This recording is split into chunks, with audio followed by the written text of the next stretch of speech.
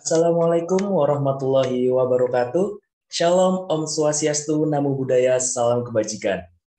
Selamat datang Sobat Vokasia di acara webinar pada malam hari ini yang bertemakan strategi mengelola keuangan yang tepat bagi UMKM. Bagaimana kabarnya Sobat Vokasia? Semoga kita semua selalu diberikan kesehatan. Amin. Pada kesempatan malam hari ini, izinkan saya memperkenalkan diri. Nama saya Wikan Fitrandi Wibisono, selaku MC serta moderator yang akan memandu webinar kali ini dari awal hingga akhir nanti. Selama 2 jam ke depan, kita semua akan mendapatkan ilmu dan pembelajaran yang sangat bermanfaat, terutama mengenai strategi mengelola keuangan bersama pembicara yang pastinya sangat kredibel dan juga profesional di bidangnya. Sebelum saya mulai webinar, izinkanlah saya untuk membacakan beberapa peraturan agar kita semua dapat fokus dan nyaman selama mengikuti kegiatan webinar pada hari ini. Untuk peraturan yang pertama yaitu kami mengharapkan peserta untuk on-cam selama acara berlangsung dengan menggunakan virtual background yang telah disediakan oleh panitia. Peserta diharapkan untuk tidak spam chat dan tidak on mic jika tidak dipersilahkan untuk berbicara atau bertanya.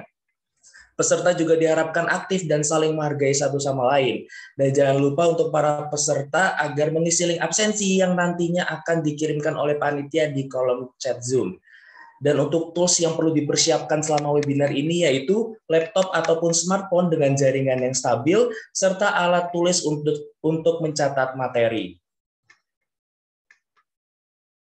Baiklah, kita langsung saja mulai masuk ke acara utama kita. Di webinar kali ini kita semua akan mempelajari apa aja sih strategi-strategi yang tepat dalam mengelola keuangan kita, terutama bagi para pelaku UMKM. Karena mungkin masih banyak nih Sobat Vokasia, terutama yang mempunyai usaha, masih bingung cara mengelola dan mengatur keuangan yang tepat itu bagaimana agar dapat diaplikasikan secara nyata di usahanya masing-masing. Dan buat Sobat Vokasia nih yang mungkin belum atau baru saja terjun ke dunia wirausaha, bisa makin paham sehingga tidak mengambil langkah yang keliru dalam manajemen keuangan usahanya. Maka dari itu, di webinar kali ini, Vokasia bekerja sama dengan SG Intelligence sebagai pihak pembicara yang pastinya sangat profesional dan terpercaya di bidang manajemen keuangan. Langsung saja saya perkenalkan pembicara kita pada malam hari ini. Baik, pembicara kita pada malam hari ini yaitu Kak Andini Tri Indasari. Beliau merupakan seorang project manager di SG Intelligence. Beliau juga memiliki pengalaman lebih dari 2 tahun bekerja sebagai akuntan. Di antaranya, yang pertama ada project manager SG Intelligence sejak Oktober 2021 hingga sekarang, asisten product manager SG Intelligence sejak Maret hingga Oktober 2021, Finance and Accountant Staff di Duk sejak September hingga April 2021, Finance Accounting Consultant di RS Rahman Rahim sejak Agustus hingga September 2021, dan juga Accountant Staff dari tahun 2018 hingga tahun 2019. Selain itu, beliau juga telah berhasil mendapatkan beberapa lisensi dan juga sertifikat seperti Teknisi Akuntansi Madya yang dikeluarkan oleh BNSP pada tahun 2017, Tech Action Series Tax in Human Resource dari Glins pada tahun 2021, dan juga Cash Flow Management dari Mekari University pada tahun 2021. Beliau merupakan seorang lulusan dari Universitas Negeri Surabaya dengan gelar sarjana pendidikan akuntansi. Berikut tadi CV singkat dari Kak Andini Tri Indasari, dan berhubung beliau sudah bersama kita di sini, langsung saja waktu dan tempat saya persilakan. Halo Kak Andini. Halo Kak Wikan. Oke. Suara saya terdengar ya? Terdengar Kak, jelas-jelas. Bagaimana Kak kabarnya? Alhamdulillah, baik Alhamdulillah, nih kabar saya. Ya. Alhamdulillah, udah semangat nih ya buat memberikan kita semua di sini ilmu-ilmu yang pasti bermanfaat nih. Insya Allah. Insya Allah. Baik, kalau begitu untuk waktu dan tempat saya persilahkan. Oke, terima kasih Kak Wikan sebelumnya atas perkenalannya. Langsung saja saya mulai ya presentasinya agar kita bisa menghemat waktu nih. Karena materinya menurut saya ini padat banget seperti itu. Nah, baik teman-teman, Untuk malam hari ini, bersama dengan saya, kita akan membahas strategi mengelola keuangan yang tepat bagi UMKM. Tentunya, materi pada malam hari ini tidak hanya ditujukan bagi teman-teman yang sedang merintis usaha atau yang sudah menjadi pelaku UMKM, tetapi juga untuk teman-teman mahasiswa yang ingin tahu nih bagaimana sebenarnya proses implementasi, pengelolaan, dan manajemen keuangan yang tepat di UMKM. Saya mulai materi pada malam hari ini dengan pertanyaan, mengapa sih UMKM itu perlu melakukan pengelolaan keuangan? Kalau kita merujuk pada Financial Management for Small Business by the US Small Business Administration, manajemen keuangan itu bisa membantu para teman-teman UMKM untuk mengetahui apakah bisnis yang sedang kalian jalankan ini menguntungkan atau tidak. Dan juga di sisi lain juga bisa mengetahui, oh ternyata bisnis teman-teman itu mampu loh memenuhi kebutuhan operasional. Tidak hanya itu saja teman-teman, ternyata manajemen keuangan itu juga bisa membantu teman-teman untuk merencanakan pertumbuhan bisnis dan juga bisa digunakan sebagai referensi untuk menentukan berapa sih banyaknya uang yang harus saya ajukan, misalkan ketika saya ingin mengajukan pinjaman ke bank atau ketika teman-teman ingin melakukan pencarian dana dari investasi. Selanjutnya, ketika teman-teman sudah mengetahui manfaat manajemen keuangan bagi UMKM, maka pertanyaan berikutnya adalah bagaimana ya caranya saya, teman-teman di sini yang hadir di webinar kali ini, mengelola keuangan UMKM secara tepat dan sesuai dengan akuntansi. Jadi, kalau saya menggunakan referensi dari buku Cost Accounting yang biasanya saya gunakan waktu kuliah, aktivitas manajemen keuangan itu sebenarnya dimulai dari dengan membuat perencanaan keuangan, kemudian menerapkan perencanaan keuangan dan mengontrolnya agar sesuai dengan anggaran, dan ditutup dengan memberikan penilaian terhadap penerapan rencana keuangan. Kalau boleh saya simpulkan sih, aktivitas-aktivitas yang ada di dalam manajemen keuangan itu terbagi menjadi 3 kelompok, yakni planning, kemudian ada control, dan evaluation and learn, yang tentunya masing-masing akan saya jelaskan secara detail di slide berikutnya. Oke, ketika teman-teman ingin menerapkan manajemen keuangan, maka langkah pertama yang harus dilakukan adalah dengan membuat perencanaan keuangan. Lalu, perencanaan keuangan seperti apa sih, Kak, yang harus saya buat? Nah, setidaknya teman-teman, ketika kalian ingin membuat perencanaan keuangan, maka yang kalian buat adalah budget dan cash flow projection. Namun, sebelum saya membahas lebih lanjut, apa sih sebenarnya budget dan cash flow projection dan bagaimana cara membuatnya, saya akan menjelaskan konsep dari keduanya secara singkat dan akan saya mulai dengan menjelaskan apa itu budget. Budget atau anggaran adalah perkiraan pendapatan dan pengeluaran selama periode waktu tertentu di masa depan. Umumnya, anggaran itu dibuat untuk 1 tahun periode, teman-teman. Dan di sisi lain, anggaran itu juga berfungsi sebagai financial control tool. Nah, apa itu ya financial control tool? Jadi seperti ini, teman-teman bisa menggunakan anggaran atau budget sebagai alat untuk mereview pengeluaran dan untuk memastikan agar pengeluaran-pengeluaran yang dilakukan oleh teman-teman ini tidak over budget. Selain sebagai financial control tool, anggaran juga bisa kalian gunakan untuk merencanakan perluasan usaha misalnya, atau bisa digunakan sebagai alat untuk menghemat pengeluaran jika memang diperlukan, dan juga bisa membantu teman-teman dalam menghasilkan keuntungan. Oke, setelah teman-teman memahami dan mengetahui konsep dari budget atau anggaran itu sendiri, selanjutnya teman-teman harus mengetahui bentuk atau contoh dari anggaran. Dan untuk malam ini, saya akan menyajikan contoh atau anggaran yang simple yang saya harapkan bisa digunakan sebagai referensi bagi teman-teman UMKM yang memang sudah tertarik nih untuk menerapkan manajemen keuangan di usahanya masing-masing. Di gambar yang saya sajikan pada malam hari ini, sudah terlihat bahwasanya anggaran itu memiliki banyak kolom, dan masing-masing kolom ini teman-teman memiliki kegunaannya sendiri-sendiri. Kita mulai dengan kolom kategori. Nah, di kolom kategori ini, teman-teman harus merinci nih, apa saja rincian pendapatan dan rincian beban yang harus teman-teman kalian buat, yang harus kalian anggarkan, seperti itu.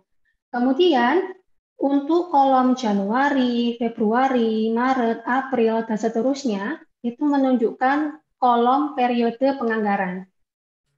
Selanjutnya, di sini kan ada kolom yang berwarna kuning nih. Nah, kolom yang berwarna kuning ini adalah kolom anggaran. Dan di kolom anggaran ini, teman-teman harus mengisi berapa sih nilai pendapatan dan nilai beban yang akan kalian proyeksikan atau yang akan kalian buat anggarannya. Untuk kolom yang berwarna hijau, ini adalah kolom realisasi. Kolom realisasi berfungsi untuk memasukkan nilai realisasi dari pendapatan dan beban. Nah, yang terakhir adalah kolom selisih. Jadi, kolom yang berwarna oranye ini, teman-teman harus mengisinya dengan berapa sih besarnya perbedaan antara realisasi dengan anggaran yang sudah kalian buat. Selanjutnya teman-teman, kolom selisih ini tuh sebenarnya sangat penting di anggaran, karena kolom ini tuh akan kita jadikan referensi untuk menilai apakah anggaran yang kita buat itu memenuhi persyaratan sebagai anggaran yang baik atau tidak baik. Namun, untuk kolom yang selisih ini, kolom yang berwarna oranye ini akan saya jelaskan lebih detail di materi yang ketiga, yaitu evaluation and learn. Setelah teman-teman mengetahui bagaimana bentuk dari anggaran itu sendiri, maka teman-teman juga harus tahu nih, gimana ya caranya membuat anggaran. Nah, berdasarkan buku cost accounting yang saya gunakan, sama seperti yang buku cost accounting yang awal yang sudah saya sebutkan di slide yang sebelumnya, proses penyusunan anggaran itu ada 4 langkah, teman-teman. Yang pertama adalah kalian harus bisa nih mengidentifikasi permasalahan keuangan dan ketidakpastian yang dihadapi oleh teman-teman di usahanya masing-masing. Nah, apa sih yang harus kalian lakukan ketika melakukan step yang pertama ini? Yang pertama adalah teman-teman tuh harus mengetahui kira-kira masalah keuangan apa sih yang sedang kalian hadapi, dan teman-teman harus bisa menyusun alternatif solusinya. Selanjutnya, ketika teman-teman bisa menyelesaikan step yang pertama, maka kalian harus mencari informasi.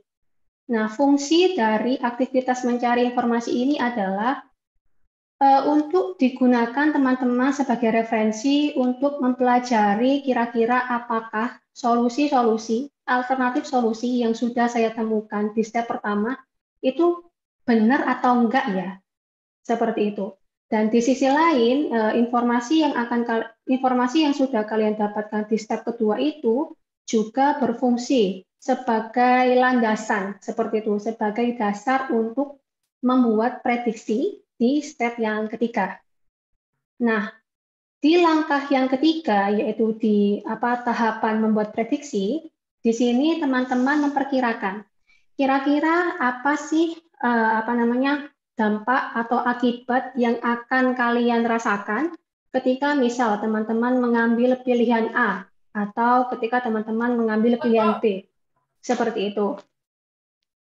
Nah, ketika teman-teman sudah selesai membuat prediksi, maka prediksi-prediksi yang sudah kalian buat ini akan sangat bermanfaat untuk teman-teman ketika ingin mengambil keputusan di step yang ketiga.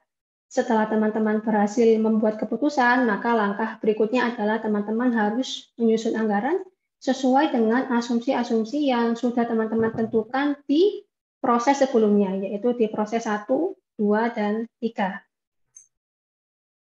Untuk memahami seluruh proses penyusunan anggaran yang saya jelaskan ini, saya sudah menyediakan case study ini, teman-teman. Dan mari kita bahas case study tersebut.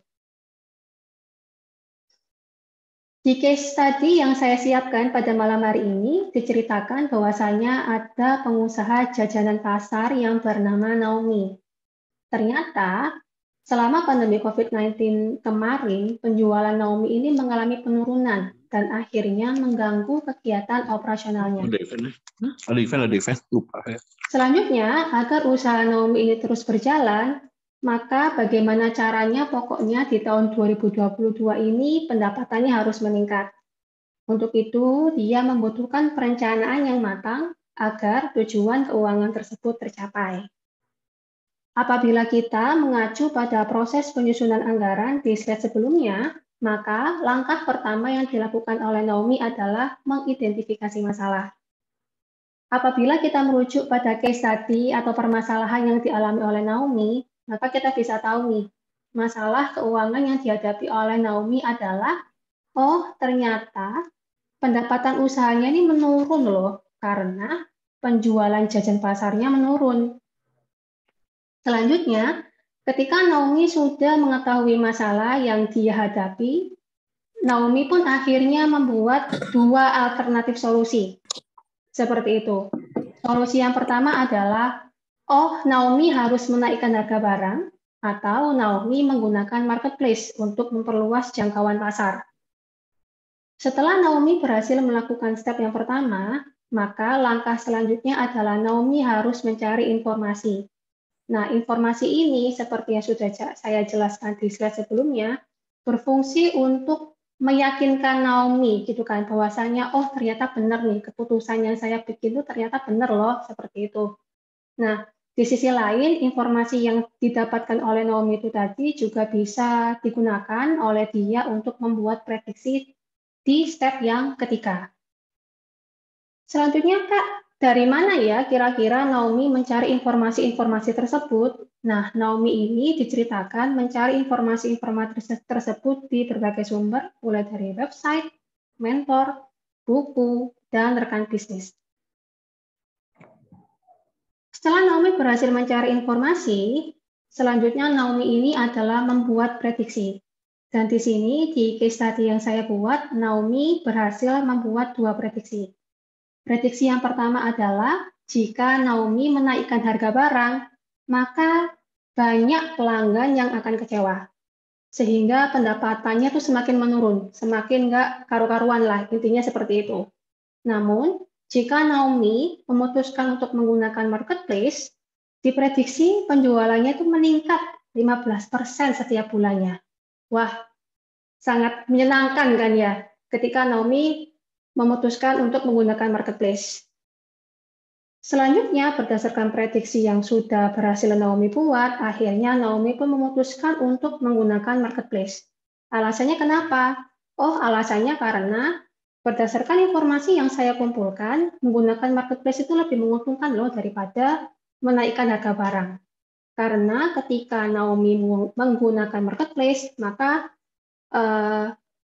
pangsa pasarnya Naomi semakin luas, Naomi akhirnya bisa mendapatkan pelanggan baru, dan akhirnya pendapatan yang diperoleh pun semakin meningkat.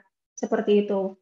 Nah, setelah Naomi selesai membuat keputusan, maka Naomi pun menyusun anggaran berdasarkan dengan asumsi-asumsi yang sudah ditentukan. Dan kira-kira seperti inilah anggaran yang dibuat oleh Naomi. Sebentar ya, saya show dulu. Ini biar bisa saya zoom soalnya. Oke. Nah, kita bahas satu persatu. Di kolom kategori, Naomi ini mengisi rincian pendapatan dan rincian beban yang akan ia buat proyeksinya. Nah, di sini kita bisa mengetahui, oh ternyata pendapatan yang akan dianggarkan Naomi ini hanya pendapatan usaha saja, karena memang sumber pendapatan dari Naomi ini hanya berasal dari proses jual beli jajanan pasar, seperti itu.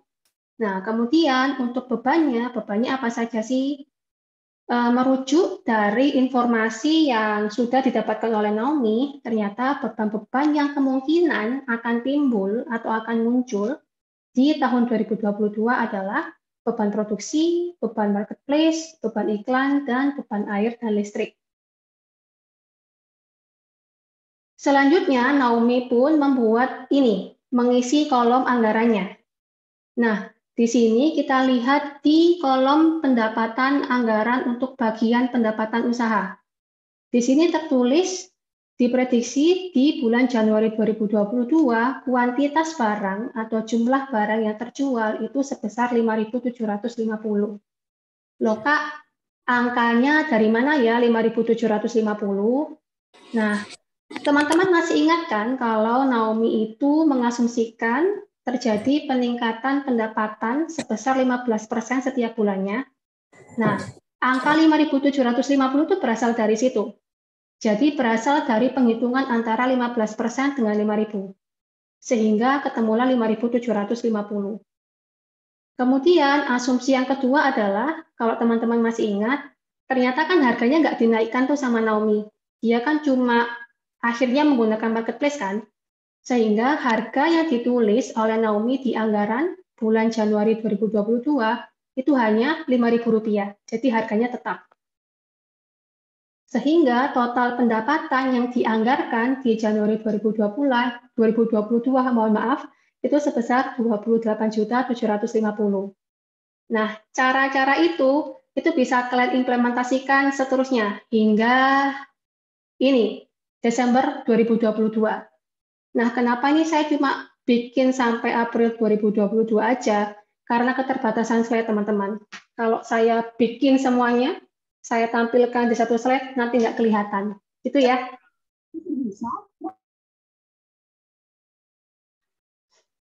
Nah, selanjutnya ini, rincian beban. Tadi kan sudah saya jelaskan bahwasanya di Januari 2022 dan seterusnya itu, pokoknya di tahun 2022 itu diperkirakan akan muncul biaya-biaya seperti berikut. Ada beban produksi, marketplace, iklan, dan beban air dan listrik. Selanjutnya kita perhatikan di kolom yang berwarna kuning. Di kolom yang berwarna kuning kita cek yang beban produksi. Nah, di beban produksi ini kan muncul angka 6.120. Nah, angka ini tuh muncul dari mana sih, Kak? Muncul dari asumsi-asumsi yang sudah dibuat oleh Naomi. Asumsi yang pertama ini kan terjadi inflasi sebesar 2% setiap bulannya. Nah, ini digunakan sebagai dasar bagi Naomi untuk menghitung beban produksinya. Sehingga ditemukanlah angka 6.120.000 itu, teman-teman. Kemudian asumsi yang kedua ini adalah tidak ada kenaikan biaya marketplace dan iklan. Selanjutnya ada informasi biaya marketplace per bulannya adalah 500.000, kemudian biaya iklan per bulannya adalah 1 juta. Sehingga di Januari 2022 ini ditulis bahwa ternyata besarnya biaya marketplace itu 500.000 dan biaya iklan itu sebesar 1 juta. Dan untuk biaya air listrik juga diasumsikan tidak mengalami peningkatan. Sehingga ya tetap nilai dari beban air dan listrik ini sebesar 250.000. Sehingga bisa ditentukan bahwasanya proyeksi atau anggaran beban di bulan Januari itu sebesar 7.870.000.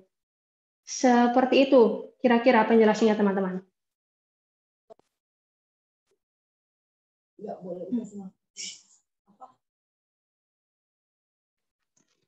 Setelah kita sudah membahas tentang anggaran, maka materi selanjutnya adalah kita membahas cash flow projection. Namun saya ingin disclaimer terlebih dahulu, saya tidak akan menjelaskan cash flow projection sedetail anggaran, karena materi cash flow projection ini sendiri sangat banyak. Ketika kita ingin mempelajari konsepnya, sampai bagaimana cara pembuatannya. Karena kalau di cash flow projection sendiri itu teman-teman, kita itu ada banyak metode penghitungannya. Beda sama anggaran. Anggaran itu menurut saya proyeksi yang paling mudah untuk dibuat. Seperti itu. Sehingga sebagai gantinya, pada malam hari ini saya hanya menjelaskan pengertian cash flow, kemudian definisi cash flow projection. Selanjutnya saya hanya akan menunjukkan contoh cash flow projection secara singkat dan membagikan tips dan trik untuk teman-teman UMKM bagaimana sih caranya untuk mengatur cash flow atau arus kas di suatu usaha. Oke, kita mulai dari definisi cash flow itu sendiri. Nah, cash flow atau arus kas adalah saldo kas yang diterima dikurangi jumlah kas yang dibayarkan selama periode waktu tertentu. Sedangkan untuk pengertian cash flow projection sendiri adalah proyeksi kas yang dilakukan untuk menunjukkan gambaran arus kas masuk dan keluar selama periode tertentu di masa yang akan datang. Lalu, bagaimana sih Kak bentuk dari cash flow projection? Kalau kita lihat sekilas teman-teman, bentuk dari cash flow projection itu tidak jauh berbeda dari anggaran. Seperti itu. Jadi di sini paling tidak minimal kita tuh membuat proyeksi selama 12 bulan atau 1 tahun periode. Yang membedakan hanya di bagian kategori ini. Kalau di anggaran itu kan kita memproyeksikan pendapatan dan beban. Namun di cash flow projection kita memproyeksikan apa saja sih sumber kas kita, ya sumber kas perusahaan. Kemudian untuk apa sih kas-kas tersebut ini digunakan? Seperti itu untuk cash flow projection. Selanjutnya adalah tips dan trik yang bisa digunakan oleh teman-teman untuk bagaimana caranya agar cash flow usahanya teman-teman itu positif, yang artinya tidak mengalami gangguan lah seperti itu. Yang pertama adalah strategi yang bisa saya usulkan ke teman-teman adalah yang pasti meningkatkan jumlah barang yang terjual. Kemudian langkah selanjutnya teman-teman bisa meningkatkan harga barang, kemudian bisa menekan biaya operasional dan non-operasional, kemudian teman-teman juga bisa mengubah waktu pengeluaran usaha, teman-teman juga bisa menyimpan uang. Jadi uangnya teman-teman tuh jangan dihabiskan ya, karena arus kas itu tuh menurut saya selama saya kerja sebagai akuntan itu lebih penting deh daripada laba dan rugi seperti itu. Nah, selanjutnya adalah memiliki sumber kas selain dari penjualan. Teman-teman juga bisa mencari supplier yang menawarkan harga lebih terjangkau. Dan yang terakhir adalah teman-teman bisa membuat kebijakan yang tepat untuk mendapatkan pelunasan dari pelanggan lebih cepat. Nah, sekiranya itulah materi aktivitas manajemen keuangan di tahap yang pertama atau planning. Selanjutnya mungkin kita bisa buka sesi Q&A ya, Mas Wikan ya, untuk teman-teman yang ingin menanyakan sebelum kita lanjut ke materi yang kedua yaitu kontrol. Iya, betul sekali. Mungkin di sini Sobat Vokasi ada yang ingin bertanya mengenai tadi bagian planning, betul ya Kak Andini? Ya. Jika ingin bertanya bisa langsung saja raise hand dan mengaktifkan kamera serta mikrofonnya. Dan apabila memang tidak bisa mengaktifkan kamera, bisa dengan mengaktifkan mikrofonnya saja. Silakan Sobat Vokasi jika ada yang ingin bertanya mengenai apa yang sudah disampaikan oleh Kak Andini. Apakah ada? Oke, mungkin masih meraba-raba dan juga mungkin masih udah paham nih Kak gitu. Jadi bisa dilanjut saja nanti untuk sesi Q&A-nya bisa setelah materi yang ini gitu. Oh, oke. Oke, karena memang masih belum ada pertanyaan dari teman-teman, saya lanjutkan ke materi yang kedua yaitu kontrol. Nah, kira-kira apa saja sih yang harus teman-teman lakukan ketika sudah memasuki tahapan ini? Yang pertama adalah teman-teman harus menerapkan proyeksi keuangan, yang artinya teman-teman itu harus merealisasikan anggaran yang sudah kita buat. Selanjutnya, teman-teman harus mencatat transaksi, dan yang terakhir adalah membuat laporan keuangan. Oke, Kita kembali pada case study-nya Naomi. Anggap saja di tahapan yang kedua ini Naomi sedang merealisasikan anggaran yang sudah ia buat. Nah, di sini diceritakan bahwasanya Naomi ini perlu mencatat transaksi yang timbul dari aktivitas perealisasian anggaran. Sayangnya, Naomi ini nggak tahu, teman-teman, bagaimana sih caranya mencatat transaksi keuangan yang benar sesuai dengan standar akuntansi. Lalu, apa yang harus dilakukan oleh Naomi? Nah, di sini Naomi harus belajar beberapa materi, harus memahami beberapa materi agar dia bisa mencatat transaksi keuangan yang benar dan membuat laporan keuangan. Apa saja materinya? Yang pertama adalah Naomi harus belajar tentang persamaan dasar akuntansi, kemudian mempelajari jurnal dan mempelajari laporan keuangan. Saya mulai dari persamaan dasar akuntansi dulu ya. Nah, persamaan dasar akuntansi ini pasti teman-teman udah sering dengerin ini, persamaan dasar akuntansi. Secara singkat, persamaan dasar akuntansi ini menunjukkan hubungan antara aset atau harta, kemudian hutang dan modal. Selanjutnya, di persamaan dasar akuntansi ini secara tidak langsung kita tuh bisa mengetahui loh. Kalau ternyata sisi kiri nih, sisi kiri lihat perhatikan pointer saya. Di sisi kiri ini ternyata menunjukkan posisi debit, sedangkan di sisi yang sebelah kanan yaitu hutang dan modal ini menunjukkan posisi kredit seperti itu. Dan di dalam persamaan dasar akuntansi ini sendiri antara sisi debit dengan sisi kredit ini harus seimbang, teman-teman. Jadi ketika kalian membuat catatan transaksi, kemudian ketika di total itu ternyata sisi debit sama sisi kreditnya nggak sama, berarti ada yang salah dengan pencatatan kalian.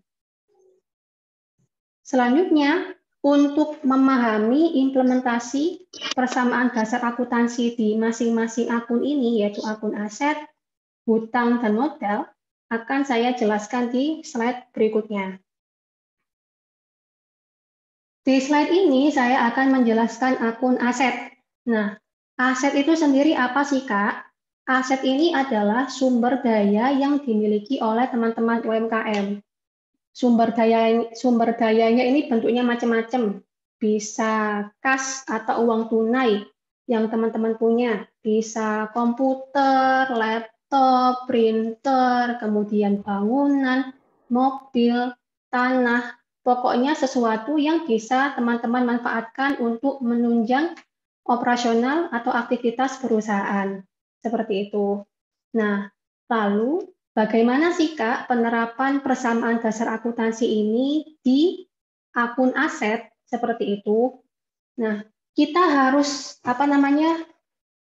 memahami bahwasannya di persamaan dasar akuntansi itu sendiri, setiap transaksi yang terjadi itu harus mempengaruhi akun debit dan akun kredit. Ya, minimal itu mempengaruhi 2 akun seperti itu.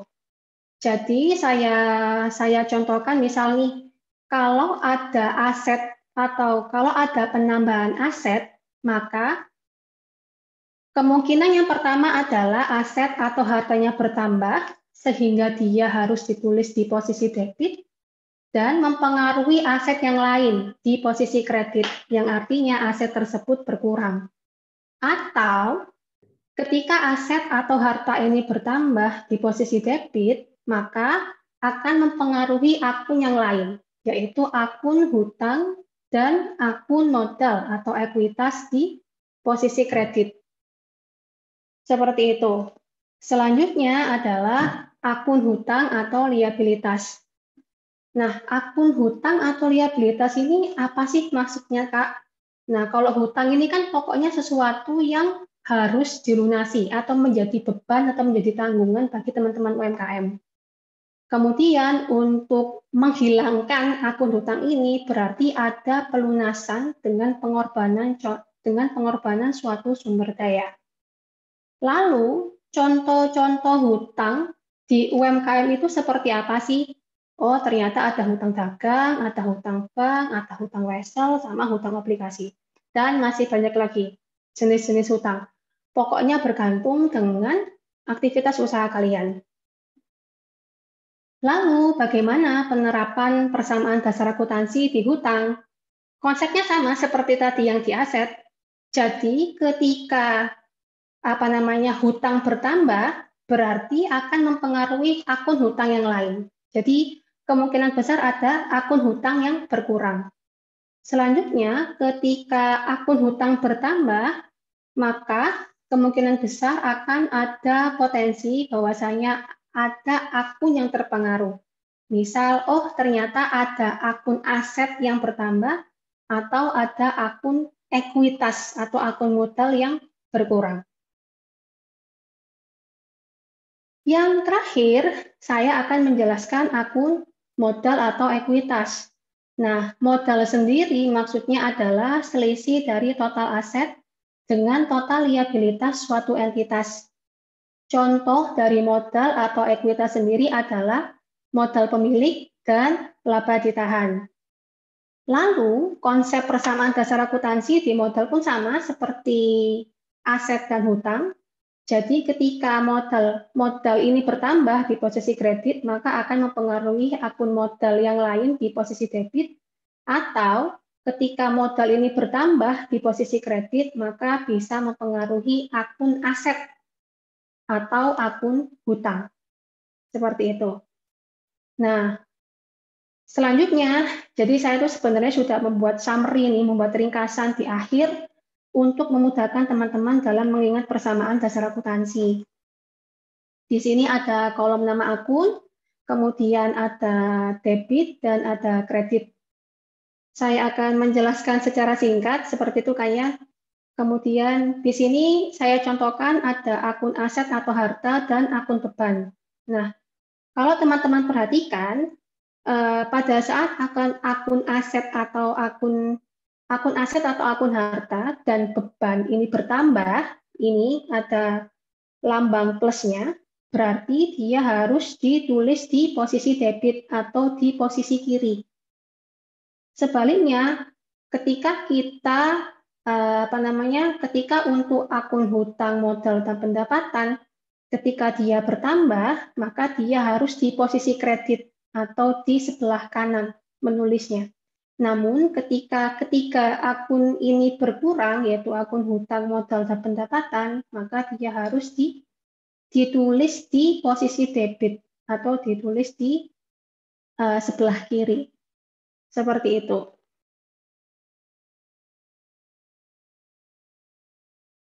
Dan setelah teman-teman mengetahui persamaan dasar akuntansi, materi berikutnya adalah teman-teman harus mengetahui apa itu jurnal. Nah, jurnal itu kalau saya boleh jelaskan secara singkat adalah tempat untuk menulis catatan transaksi. Ya. Nah, jurnal ada dua macam, ada jurnal umum dan jurnal khusus. Jurnal ini berbeda, teman-teman. Nah, kapan sih kita menggunakan jurnal umum? Jurnal umum ini bisa kita gunakan untuk perusahaan kecil yang tidak membutuhkan transaksi yang spesifik. Jadi kalau kalian masih UMKM, nggak apa-apa pakai jurnal umum. Karena memang transaksinya nggak terlalu banyak seperti itu. Sama waktu saya masih jadi akuntan di Dusdukduk, saya juga pakainya jurnal umum. Berbeda ketika saya kerja sebagai staf akuntan di salah satu perusahaan sekitar tahun 2018 sampai 2019. Nah, saya pakai jurnal khusus karena transaksinya udah banyak banget. Satu hari itu bisa sampai 1 M seperti itu. Jadi kalau pakai jurnal umum ya bingung nih akuntannya yang baca kayak gitu.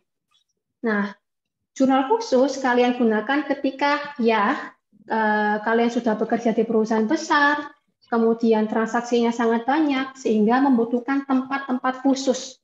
Seperti itu, teman-teman. Nah, apa saja sih jenis-jenis dari jurnal khusus itu sendiri? Jurnal khusus terdiri dari jurnal pembelian, kemudian jurnal penjualan, jurnal penerimaan kas, dan jurnal pengeluaran kas. Nah, selanjutnya untuk memahami konsep kita untuk memahami konsep persamaan dasar akuntansi, kemudian untuk memudahkan teman-teman dalam membuat jurnal, saya akan memberikan contoh merujuk pada case study-nya Naomi. Di sini saya contohkan, selama bulan Januari 2022, terjadi transaksi sebagai berikut. Yang pertama, telah terjual 6.000 pieces jajan pasar dengan harga Rp5.000. 80% transaksi adalah tunai dan 20% adalah penjualan kredit. Yang kedua, terjadi transaksi biaya yang dibutuhkan untuk memproduksi 6.000 pieces jajan pasar itu sebesar 6,5 juta. Dimisalkan seperti itu ya. Kemudian yang ketiga, ternyata selama bulan Januari itu ada tagihan marketplace sebesar 500.000 dan sudah dibayar lunas. Transaksi yang keempat, tagihan iklan sebesar 1 juta dan dibayar pada tanggal 2 Februari. Kemudian, transaksi yang kelima adalah ternyata ada tagihan air dan listrik sebesar 250.000 dan sudah dibayar lunas. Lalu, dari transaksi ini, gimana ya pencatatannya dan bagaimana bentuknya kalau kita langsung kita aplikasikan di jurnal umum? Nah, kira-kira seperti ini nanti teman-teman bentuknya. Jadi, kalau di jurnal umum itu ada 4 kolom. Nah, kolom yang pertama ini berisi tanggal transaksi. Dan perlu diperhatikan bahwasanya ketika teman-teman membuat jurnal itu harus runtut sesuai dengan tanggal transaksi. Nggak boleh ngelompat-lompat seperti itu. Jadi harus dimulai dari tanggal 1 sampai tanggal 31. Tanggal 1 sampai 30, tanggal 1 sampai 28, tanggal 1 sampai 29, seperti itu. Nah, selanjutnya di kolom nama akun, berarti di sini teman-teman harus menulis akun-akun yang sudah saya singgung di awal, yaitu ada akun aset, kemudian hutang, modal, pendapatan, dan beban. Nah, untuk kolom debit sendiri, untuk kolom debit dan kredit ini, untuk mengisi angka-angkanya. Seperti itu. Dan total dari debit dan total dari kredit ini harus seimbang, harus sama. Jadi teman-teman ketika membuat jurnal umum, juga harus tetap mengingat dan memperhatikan konsep persamaan dasar akuntansi tadi, yang sudah saya jelaskan di awal. Saya contohkan satu ya teman-teman.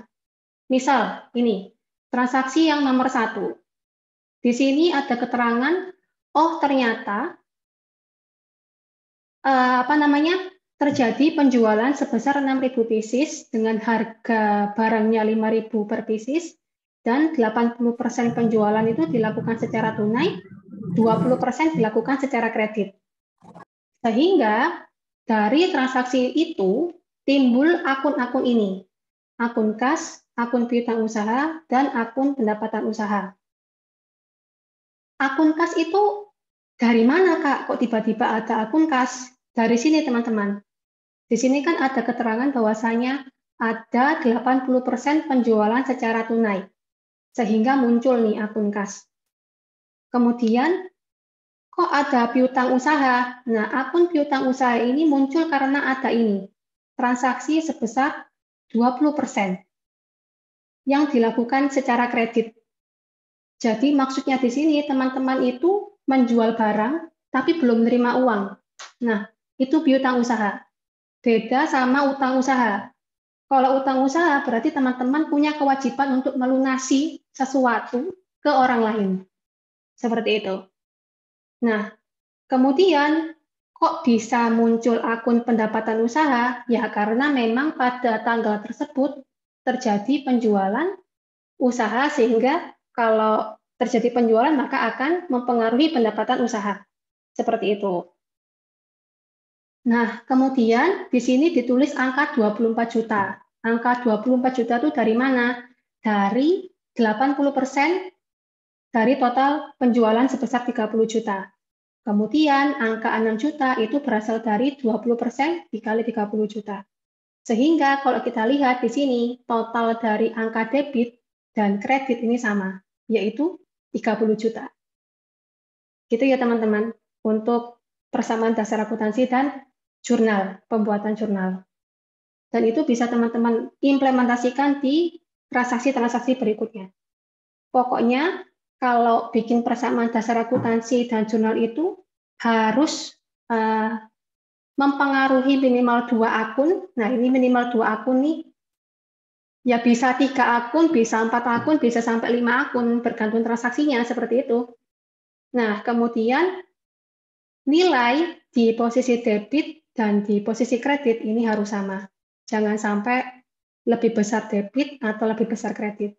Kalau terjadi seperti itu, berarti transaksi yang kalian input atau kalian masukkan, yang kalian tulis itu salah nilainya. Wah, mohon maaf ini ada kesalahan teknis di PPT saya. Ini agak ke atas sih. Sebentar ya. Gak apa-apa, Kak. Gak apa-apa. Saya turunkan sedikit. Oke.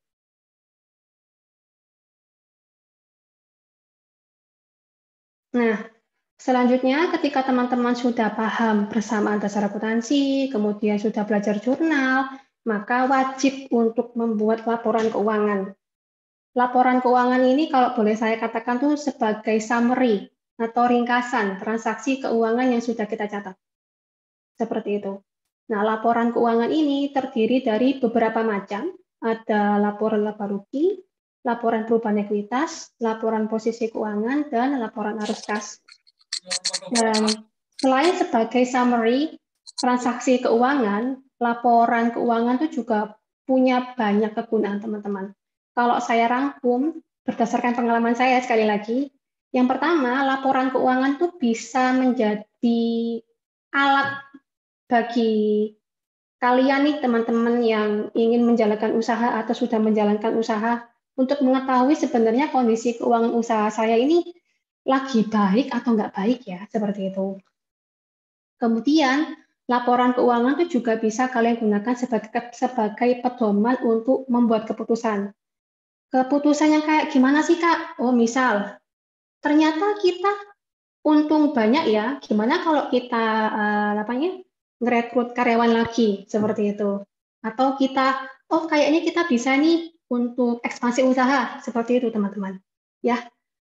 Nah, selanjutnya yang ketiga adalah membantu menciptakan strategi baru, seperti pengembangan usaha, peningkatan penjualan, atau penambahan karyawan. Nah, sama seperti di cash flow projection, saya juga nggak akan menjelaskan gimana sih caranya membuat laporan keuangan, gitu. Karena memang jenisnya banyak, kemudian cara bikinnya juga lama. Untuk itu, saya hanya akan menjelaskan secara singkat masing-masing dari laporan-laporan itu kegunaannya buat apa aja sih. Nah, yang pertama adalah laporan laba rugi. Perlu diketahui bahwasanya laporan laba rugi ini berfungsi untuk mengetahui apakah usaha teman-teman itu mengalami laba ini atau mengalami kerugian. Nah, kapan perusahaan itu dikatakan laba? Perusahaan itu dikatakan laba ketika pendapatan lebih besar daripada beban. Sebaliknya, ketika perusahaan mengalami kerugian, maka pendapatan lebih kecil daripada beban. Dan isi dari laporan laba rugi sendiri itu ya pendapatan dan beban itu, teman-teman. Makanya di sini kan ada, kalau penjualan itu bisa dikatakan pendapatan usaha sih sebenarnya. Kemudian ada beban penjualan, beban administrasi, ada beban bunga, ada pajak penghasilan, seperti itu. Nah, selanjutnya adalah laporan perubahan ekuitas. Perlu teman-teman ketahui bahwasanya ekuitas atau modal yang teman-teman setor ketika teman-teman membuka usaha itu bisa berkurang, bisa bertambah. Nah, apa yang mempengaruhi? Yang mempengaruhi perubahan nilai modal atau ekuitas di usaha kalian itu adalah laba atau rugi itu tadi. Nah, itu kenapa kalau membuat laporan keuangan itu juga nggak boleh ngelompat-ngelompat. Jadi urutannya tuh harus runtut. Harus laporan laba rugi dulu, kemudian ini perubahan ekuitas atau modal, kemudian nanti selanjutnya dilanjutkan posisi keuangan dan ditutup dengan laporan arus kas. Selanjutnya adalah laporan perubahan posisi keuangan. Nah, di laporan ini kita bisa tahu nih pergerakan atau perubahan aset, hutang, dan ekuitas. Seperti itu. Nah, untuk ekuitas sendiri ini nanti ada bagian laba ditahan. Nah, laba ditahan ini nilainya yang dimasukkan di sini itu bersumber dari laporan perubahan ekuitas tadi.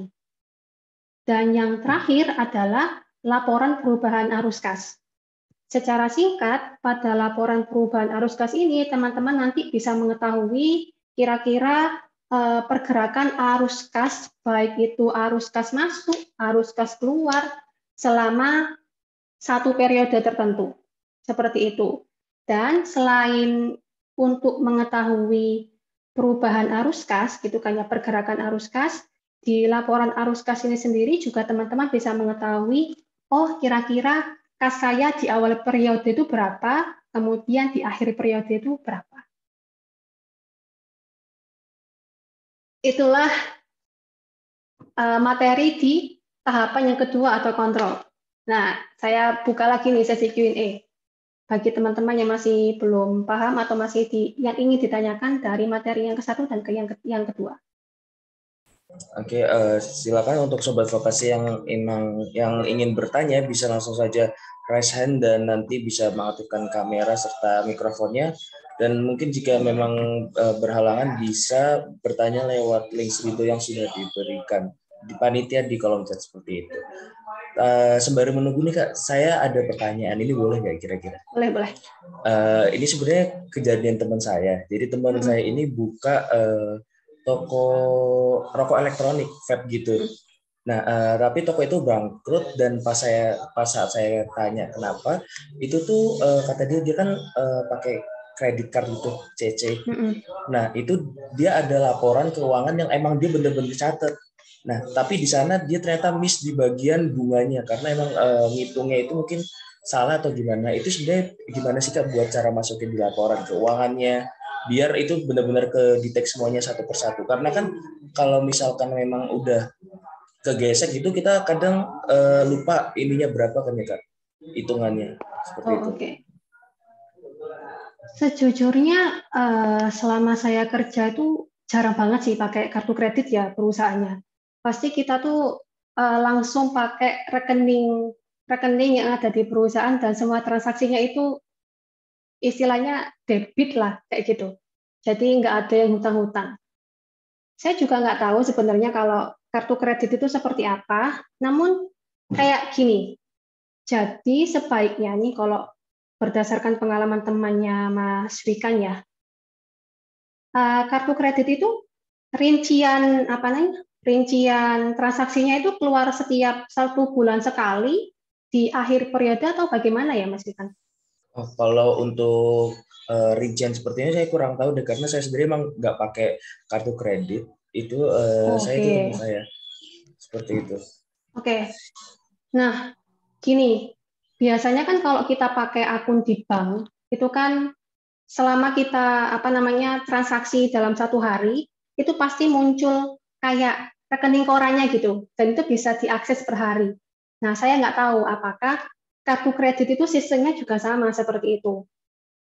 Misal kalau sama ya, sebenarnya temannya Mas Wikan itu juga bisa ngecek setiap hari kalau misalkan sistemnya sama sehingga bisa dikontrol tuh kira-kira jumlah hutangnya ketika dia menggunakan kartu kredit itu berapa banyak dan akhirnya tidak kejadian seperti yang diceritakan oleh Mas Wikan.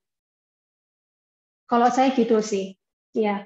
Oke, berarti memang lebih enaknya jangan pakai kredit gitu ya, lebih enak Iya debit sih, gitu. iya kalau perusahaan, iya. Oke. Semua transaksinya kalau bisa pakai pakai debit ya atau pakai cek seperti itu. Bisa sih sebenarnya pakai semacam giro, bukan giro sih, ya kayak hutang wesel gitu. Itu lebih gampang ke track-nya daripada pakai kartu kredit. Oke, baik Kak. Ini ada yang bertanya lewat kolom chat. Ini saya bacakan ya Kak. Iya. Jadi izin bertanya, aplikasi accounting yang biasa digunakan untuk pelaku usaha yang mudah digunakan mungkin bisa direkomendasikan Kak. Gitu. Terima kasih sebelumnya. Oke, kalau teman-teman ingin menggunakan aplikasi accounting, itu juga harus mempertimbangkan transaksinya juga ya, kira-kira seperti itu. Nah, kalau di tempat kerja saya yang pertama, selama saya jadi akuntan, sejujurnya saya tuh pakainya Microsoft Excel, teman-teman. Jadi saya ngerumus gitu, saya bikin sistem akuntansinya gitu, pakai VLOOKUP, HLOOKUP, dan sejenisnya. Saya bikinkan untuk perusahaannya. Namun, kalau di tempat kerja saya yang sekarang, orang-orang akuntansinya itu pakai aplikasi jurnal.id dari Mekari itu. Saya juga nggak bisa ngerekomendasiin yang paling bagus ya, karena itu juga kembali lagi ke kondisi keuangan teman-teman UMKM. Kalau teman-teman bisa berlangganan, ya mengapa tidak kalau pakai aplikasi gitu, karena pekerjaannya juga akan lebih mudah daripada teman-teman harus membuat sistem sendiri seperti saya dulu waktu kerja berapa tahun tuh, 2 tahun sebagai seorang akuntan. Gitu sih. Oke, benefitnya pakai aplikasi akuntansi itu juga banyak gitu kan. Jadi transaksi-transaksi yang kalian lakukan itu juga terorganisir gitu loh dalam satu tempat. Oke, yang bisa saya jawab ya. Oke, baik Kak Andini, terima kasih atas jawabannya. Bagaimana Kak Kanwi atas jawaban yang telah diberikan? Atau mungkin ada feedback?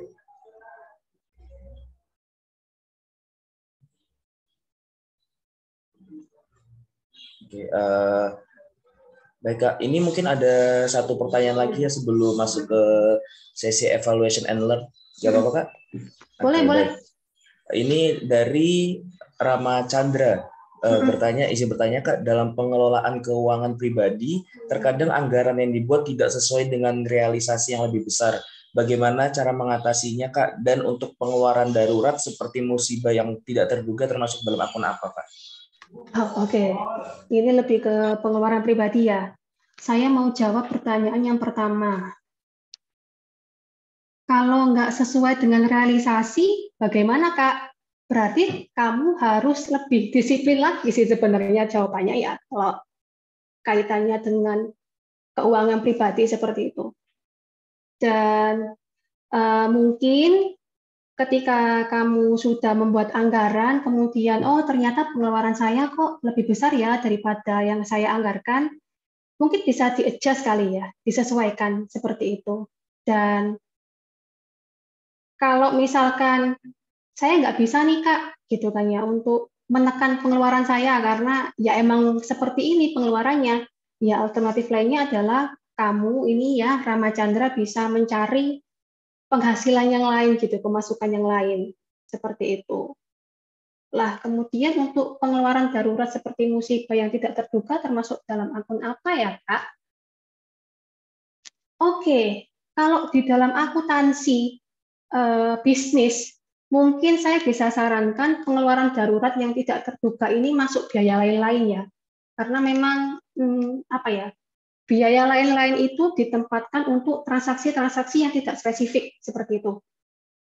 Nah, kemudian kalau diterapkan di keuangan pribadi, sepertinya menurut saya nggak perlu pakai akun kali ya. Atau mungkin kalau Mas Rama Chandra ingin pakai akun, ya bisa dimasukkan ke biaya lain-lain aja.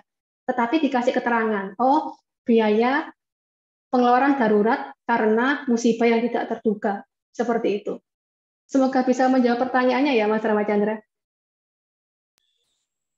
Baik, ini dari peserta Mas Chandra bilang terima kasih ilmunya Kak. Oke.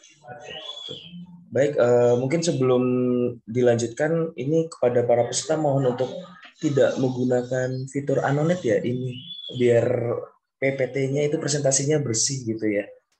Terima kasih. Silakan Kak Andini dilanjutkan presentasinya. Oke, selanjutnya ini adalah materi yang terakhir dari manajemen keuangan, yaitu evaluation and learn. Nah, apa sih yang bisa teman-teman lakukan ketika masuk di tahap yang terakhir ini? Jadi teman-teman itu harus membandingkan anggaran dengan realisasi anggaran. Bagaimana Kak caranya saya untuk membandingkan antara anggaran dengan realisasi anggaran? Oke. Nah, teman-teman masih ingat nggak kolom yang warna oranye ini? Nah, saya jelaskan kembali. Kolom yang berwarna oranye ini, yaitu kolom selisih, itu digunakan untuk mengetahui berapa sih besarnya perbedaan antara realisasi dengan anggaran. Seperti itu. Saya ambil contoh satu nih, yang total pendapatan, gitu kan. Naomi di Januari 2022 itu kan menganggarkan bahwasanya total pendapatan yang diterima sebesar 28.750.000. Nah, ternyata realisasinya sebesar 30 juta. Kalau di sini kan kita bisa tahu ya, ternyata realisasi pendapatannya itu lebih besar loh daripada anggarannya, sehingga bisa dikatakan anggaran pendapatan itu favorable atau baik. Seperti itu teman-teman. Karena pendapatannya memang realisasi pendapatannya lebih besar daripada anggaran pendapatannya. Kemudian untuk yang total beban, ini bisa kita lihat realisasi beban yang dikeluarkan oleh Naomi selama Januari 2022 itu sebesar 8.250.000. Sedangkan anggarannya sebesar 7,8 ya, 7.870. Artinya di sini beban yang dikeluarkan itu lebih banyak daripada anggarannya. Tentunya kita kalau bikin usaha kan nggak mau kayak gitu ya teman-teman. Gimana caranya pokoknya beban itu nggak banyak dikeluarkan gitu kan. Kalau bisa ya lebih rendah daripada anggarannya seperti itu. Nah kenyataannya di Januari bebannya lebih besar daripada anggarannya. Sehingga bisa dikatakan bahwasanya untuk proyeksi beban di Januari 2022 itu tidak baik atau unfavorable. Seperti itu teman-teman, kalau kita ingin melakukan evaluasi anggaran yang sudah kita buat. Dan cara itu bisa kita lakukan di proyeksi-proyeksi berikutnya, di bulan Februari, Maret, April, dan seterusnya sampai Desember 2022.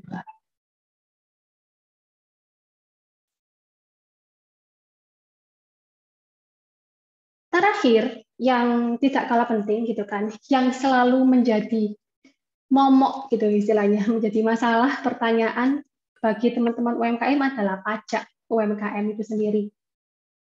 Loh, UMKM dikenakan pajak ya? Ya iya, UMKM juga dikenakan oleh pajak dari Direktorat Jenderal Pajak, seperti itu teman-teman. Nah,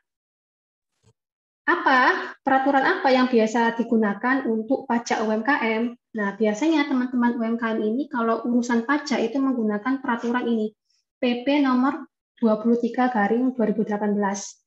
Kira-kira apa saja yang dibahas di PP nomor 23/2018? Yang pertama, di peraturan pajak tersebut itu membahas tentang subjek pajak. Jadi dijelaskan tuh definisi UMKM yang dikenakan pajak itu seperti apa. Yang pertama adalah UMKM yang ini, wajib pajak orang pribadi. Kemudian UMKM-nya merupakan wajib pajak badan tertentu, atau maksudnya adalah UMKM-nya itu sudah memiliki status sebagai badan usaha tertentu, misal kayak koperasi, CV, kemudian firma. Selanjutnya, UMKM yang dikenakan PP 23 ini adalah perseroan terbatas. Jadi UMKM yang sudah terdaftar sebagai PT. Seperti itu ya. Nah, kemudian ada persyaratan yang lainnya, yakni dengan peredaran bruto sampai dengan 4,8 miliar per tahun pajak. Peredaran bruto ini maksudnya penghasilan kotornya teman-teman UMKM. Seperti itu. Nah, kalau ternyata kenyataannya penghasilan bruto teman-teman itu di atas 4,8 miliar, maka teman-teman sudah tidak boleh nih menggunakan PP nomor 23/2018. Teman-teman harus menggunakan PPh umum, yaitu PPh pasal 17 seingat saya.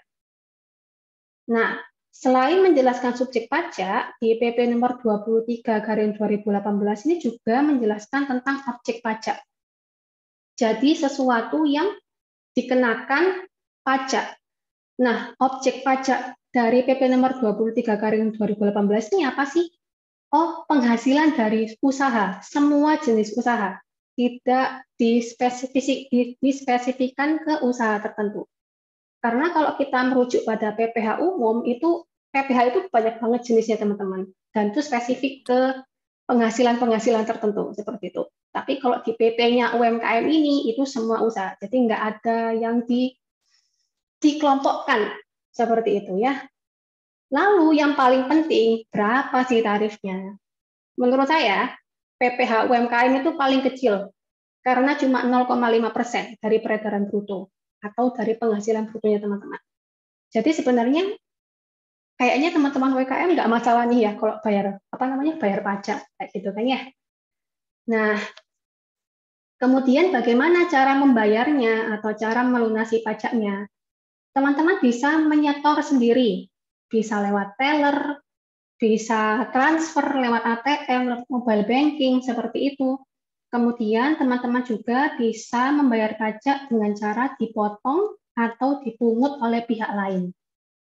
Nah, ketika teman-teman dipotong atau dipungut oleh pihak lain, maka teman-teman tuh harus meminta surat keterangan ke pihak yang pemotong.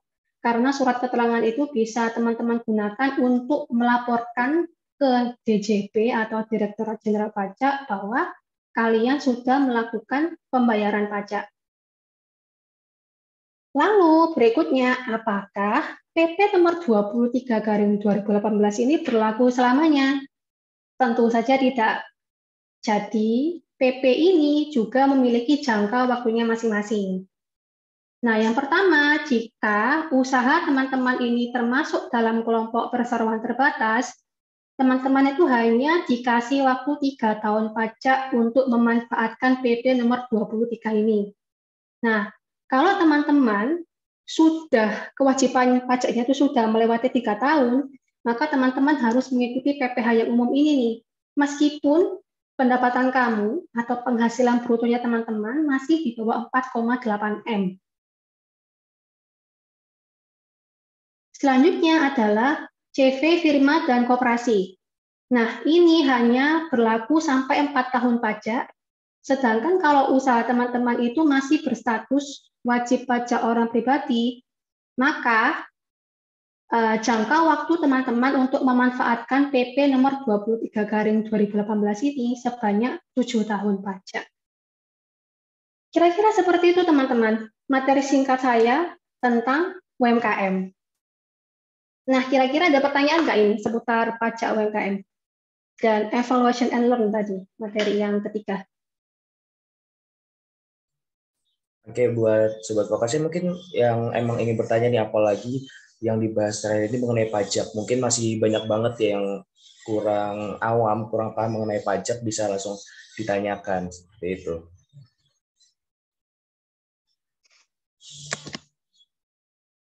Oke, baik, ini di kolom komen, di kolom chat ada yang ingin bertanya dari 2 orang. Saya urutkan terlebih dahulu ya, dari Tukiman Tutorial. Izin bertanya Kak, cara mengatur keuangan sehari-hari gimana ya? Kadang uang yang dikeluarkan malah lebih besar daripada pemasukan.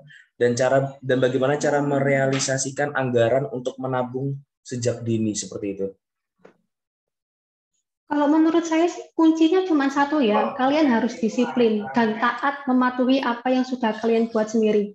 Karena kalau pengeluaran pribadi itu ya hanya teman-teman sendiri yang bisa mengambil peran seperti itu.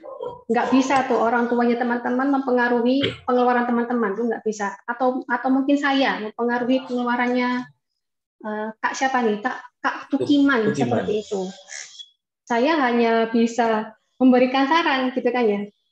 Jadi memang cara yang paling efektif agar penerapan anggaran pribadi keuangannya teman-teman itu adalah disiplin dari teman-teman itu sendiri sih. Oke. Ya, itu yang bisa saya jawab dari pertanyaannya Kak Tukiman. Oke. Apakah dari Kak Tukiman sudah terjawab? Semoga sudah terjawab ya Kak. Dan ini ada satu pertanyaan lagi dari Nabila JP. Izin bertanya Kak, apakah dalam pemberitahuan ke ke DJP itu selalu bergantung kepada WP memilih atau tidak untuk dikenai PPh. Mengapa demikian? Saya kurang paham nih Singkatan pertanyaannya Nabila. Mungkin dari peserta Nabila bisa on mic agar bisa menjelaskan pertanyaannya agar lebih paham dan juga jawaban yang didapatkan lebih sesuai seperti itu.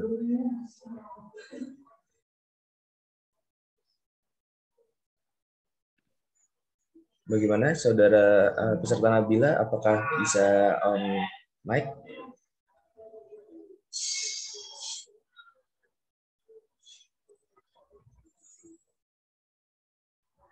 Oke. Mohon maaf, mic sedang bermasalah, Kak. Seperti itu. Oke. Coba ya, saya pahami dulu pertanyaan Nabila.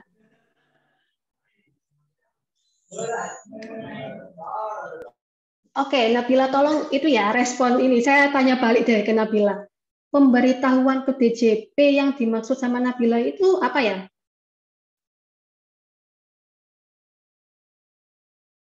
Kalau saya boleh tahu. Soalnya pemberitahuan ke DJP itu macam-macam jenisnya. Bisa pelaporan SPT, bisa kesulitan mengisi SPT. Nah itu, saya belum tahu nih maksudnya Nabila ini apa.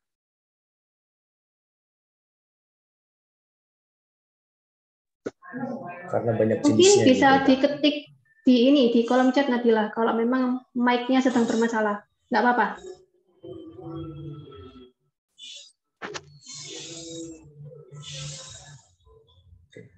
Bagaimana dari peserta Nabila, dari Kak Nabila?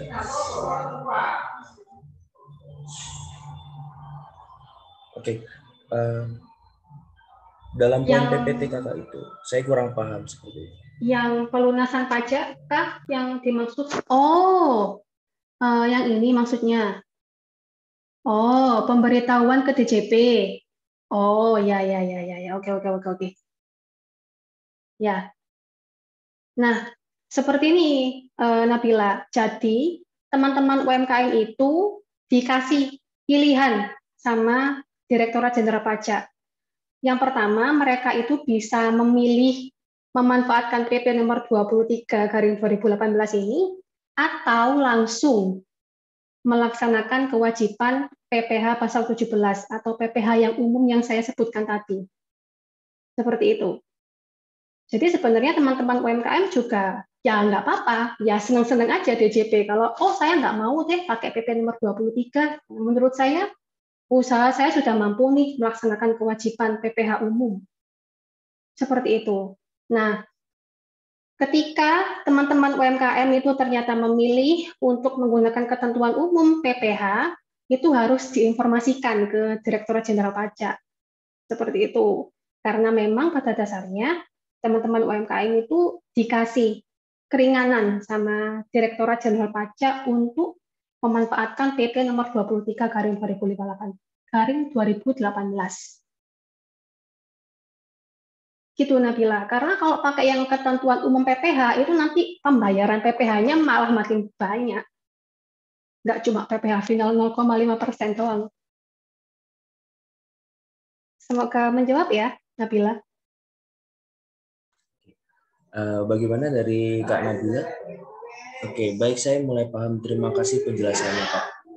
Oh ya, sama-sama Nabila. Oke, baik. Ini sepertinya ada pertanyaan nih dari Kak Suparno. Iya, betul sekali. Izin bertanya, Kak, untuk usaha UMKM modal awal, Kak. Ini maksudnya modal awalnya itu maksudnya sumber modal awal atau bagaimana? Mungkin dari Kak Suparno bisa membantu untuk lebih menjelaskan pertanyaannya. Jika memang sedang tidak bisa on kamera dan juga on mikrofon, bisa untuk lewat kolom chat Zoom saja, tidak apa-apa.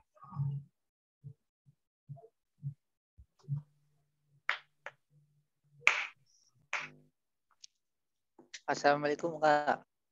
Waalaikumsalam. Nah, yang dimaksud saya maksudnya pendirian usaha modal awal. Iya, kenapa sama modal awalnya, Kak? Modal awal itu kan ada misalkan ada syarat apa gitu. Sampai berapa Oh, juta apa berapa gitu. oh, oke, oke, oke. Oke, sebenarnya Kak, Ya. kalau Kakak ini masih, apa namanya, istilahnya, usaha UMKM-nya itu masih apa sih statusnya itu masih orang pribadi, itu tidak ada persyaratan sebenarnya. Mau Gimana? Kakak ngasih modal berapa? Kakak mau ngasih 100 juta kayak 200 juta, bisa nyiapin 10 juta itu nggak apa-apa. Oh, Tapi persyaratan modal itu memang ada ketika Kakak ingin mendirikan perseroan terbatas atau PT. Saya lupa ketentuannya. Seperti itu. Harus berapa puluh juta gitu loh untuk mendirikan PT itu, dan kemudian dari modal dasar yang diletakkan gitu ya, yang disetor pada pendirian PT, 25% seingat saya itu harus diuangkan. Jadi harus masuk ke rekeningnya perusahaan. Itu kalau pendirian PT. Tapi kalau Kakak masih, oh saya masih belum butuh PT, Kak, belum butuh CV dan lain-lainnya, nggak perlu sebenarnya, nggak ada aturannya.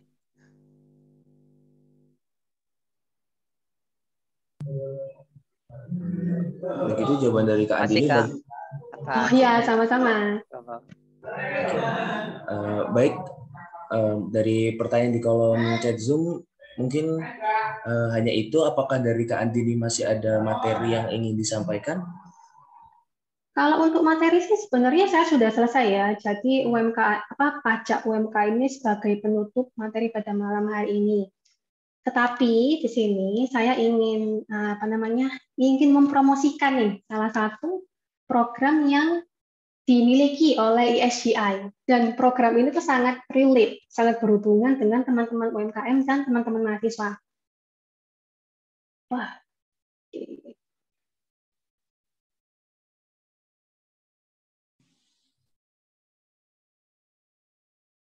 jadi di ISGI Intelligence atau ESG Intelligence itu sedang ada program yang bernama Sustainable Finance Lab. Nah, Sustainable Finance Lab ini adalah program yang dibuat oleh teman-teman SGI untuk memberdayakan dan memperkuat teman-teman UMKM, serta memberikan kesempatan bagi teman-teman mahasiswa yang ingin mendapatkan pengalaman kerja di UMKM. Seperti itu. Nah, secara singkat, saya akan menjelaskan secara singkat program Sustainable Finance Lab itu sendiri. Nah, Sustainable Finance Lab itu sendiri itu melibatkan 3 pihak, teman-teman. Yang pertama adalah mahasiswa, kemudian UMKM, dan yang terakhir adalah investor. Nah, ketiga orang ini ngapain sih di Sustainable Finance Lab? Jadi, sebenarnya tujuan dari Sustainable Finance Lab itu kan memang untuk meningkatkan kualitas UMKM Indonesia dan memberikan peluang atau memberikan kesempatan bagi teman-teman untuk mendapatkan pendanaan dari investor. Karena saya tahu kalau tantangan utama atau tantangan besar bagi teman-teman UMKM itu masalah uang sebenarnya, gitu kan. Karena kan uang itu kan segalanya. Kalau nggak ada uang, aktivitas operasionalnya teman-teman UMKM juga nggak akan berjalan. Nah, untuk mendapatkan dana investasi dari investor nih, dari investor yang ini, teman-teman UMKM itu kan juga harus dibekali, gitu kan ya. Harus dibenerin lah istilahnya, bisnisnya seperti itu. Nah, dibenerinya sama siapa dan pakai apa? Dibenerinya itu bareng sama mentor. Mentornya itu dari mahasiswa yang sudah mengikuti Sustainable Finance Exclusive Course. Nah, pembenarannya dibenerinya itu lewat apa? Dibenerinya itu lewat pembinaan selama kurang lebih 2 minggu oleh teman-teman mahasiswa yang memang sudah terpilih menjadi mentor. Seperti itu. Nah, kira-kira materinya itu apa saja? Nanti selama pembinaan 2 minggu itu, teman-teman UMKM akan mendapatkan berbagai macam ilmu. Yang pertama tentang keberlanjutan atau ESG. Kemudian tentang bagaimana sih caranya membuat bisnis yang benar seperti itu. Bagaimana caranya membuat strategi bisnis yang benar. Kemudian bagaimana sih caranya untuk mengelola keuangan yang benar. Akan dijelaskan lebih detail daripada yang saya lakukan sekarang.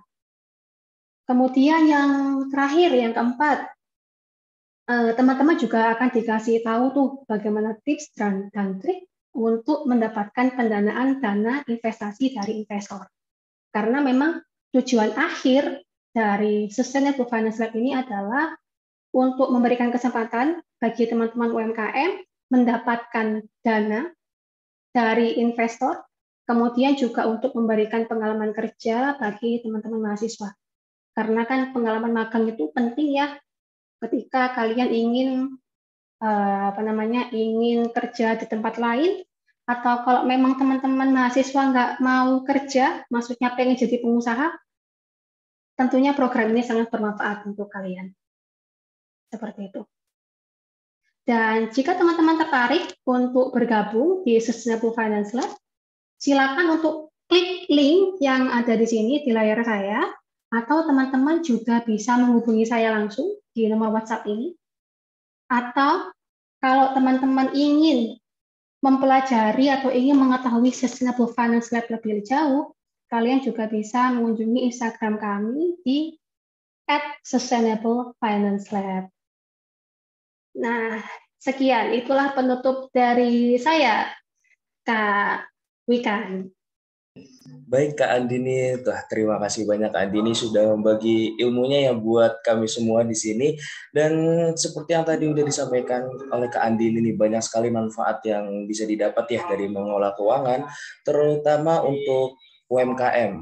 Seperti kita bisa mengetahui nih apakah bisnis kita itu menguntungkan atau tidak, mengetahui kemampuan bisnis dan juga membantu merencanakan pertumbuhan bisnis dan lain-lainnya. Dan selain itu juga tadi Kak Andini juga sudah memberitahu nih mengenai sistem keuangan secara mendalam ya, mulai dari planning, kontrol, hingga evaluation and learn. Dan tadi juga sempat disinggung mengenai pajak UMKM. Dan juga di akhir tadi ada program Sustainable Finance Lab oleh SG Intelligence seperti itu. Dan mungkin sobat Vokasi di sini tadi sudah ada beberapa ya yang bertanya langsung kepada Kak Andini. Dan di sini tadi di awal dari panitia sudah mengirimkan link Slido di kolom chat ya. Mungkin dari panitia bisa share screen Slido-nya karena saya yakin sudah ada beberapa pertanyaan di Slido tersebut seperti itu. Mungkin oke, ini.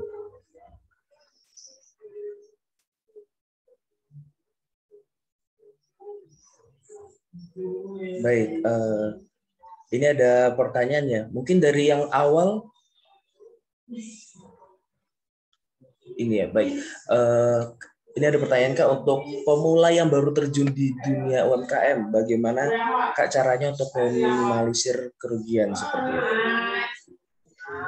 Oke, pertanyaan yang pertama adalah bagaimana ya Kak caranya untuk meminimalisir kerugian?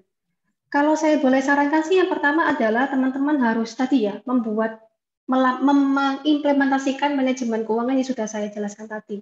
Karena itu adalah garda terdepan gitu kan ya untuk teman-teman bisa mencegah kerugian yang terjadi. Seperti itu.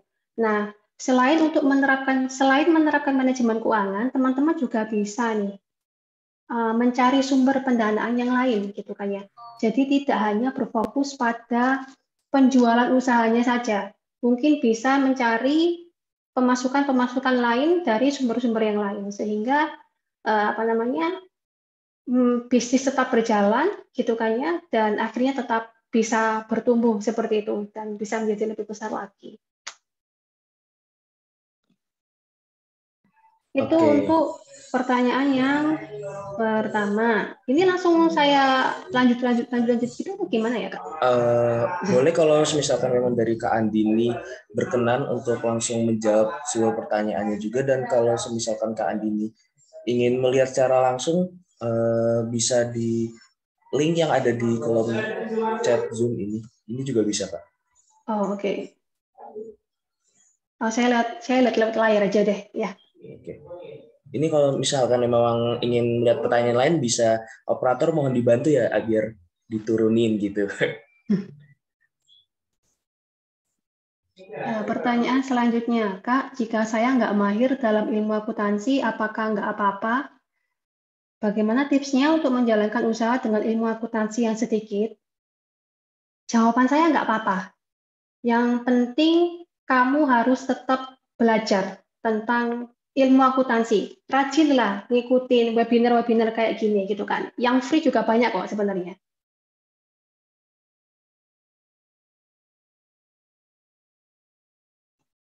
Itu sih pertanyaan yang saya bisa jawab untuk yang pertanyaan yang tadi. Kemudian saya juga baru terjun di dunia UMKM, Kak. Adakah saran dari Kakak untuk belajar ilmu akuntansi dari mana terlebih dahulu? Menurut saya, eh,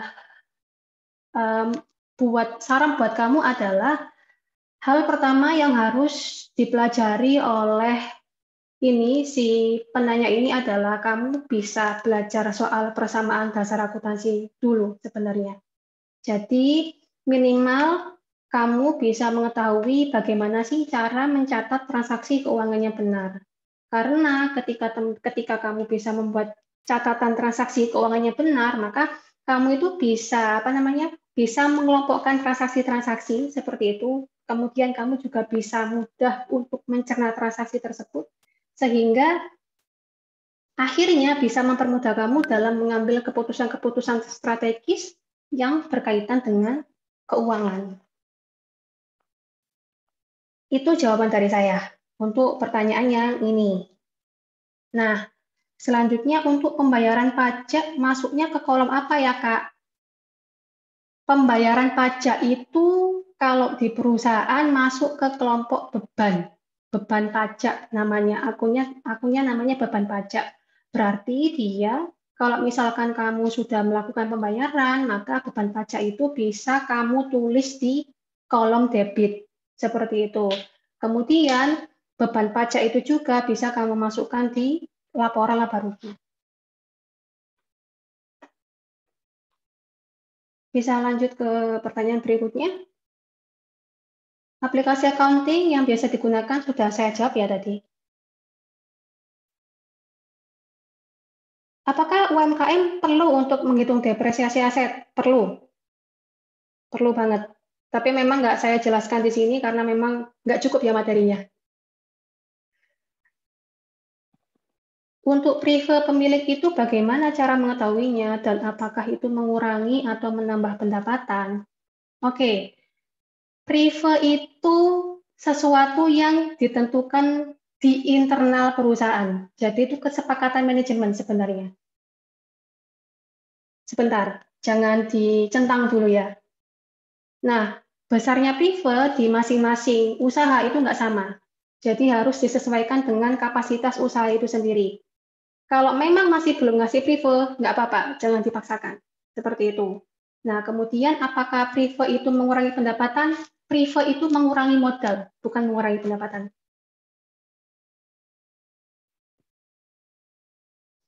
Nah, kemudian izin bertanya, Kak, bagaimana membuat jurnal apabila ada pengeluaran yang terduga, yang tidak terduga? Apakah itu termasuk jurnal umum atau jurnal khusus? Balik lagi, kalau transaksi usaha kalian tuh masih kecil, maka pakai jurnal umum aja seperti itu.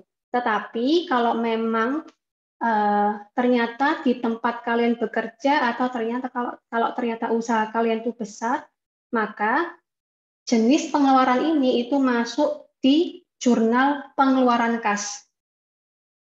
Jadi bisa masuk ke jurnal khusus yaitu yang jurnal pengeluaran kas. Karena kan terjadi pengeluarannya untuk membayar biaya yang tidak terduga itu tadi. Seperti itu. Oke, baik. Apakah dari peserta webinar ada yang ingin bertanya lagi? Jika masih ada yang bertanya, bisa raise hand dan juga mengaktifkan kamera serta mikrofonnya, atau mungkin bisa lewat Slido, link Slido yang telah diberikan panitia, atau jika tidak bisa juga bisa melalui kolom chat Zoom. Seperti itu. Dan juga jangan lupa nanti setelah ini akan dibagikan link absensi ya untuk sebagai persyaratan e-sertifikat seperti itu. Oke, baik. Tadi juga sudah banyak sekali ya pertanyaan-pertanyaan yang ditanyakan nih oleh peserta webinar dan juga dijawab oleh Kak Andini seperti itu. Bagaimana? Apakah ada yang ingin bertanya? Mungkin masih kurang paham? Oke. Baik, ini ada satu pertanyaan lagi, Kak.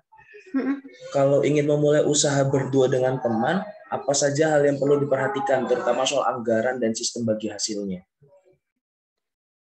Oke, kalau jadi ini pengalaman saya sih sebenarnya.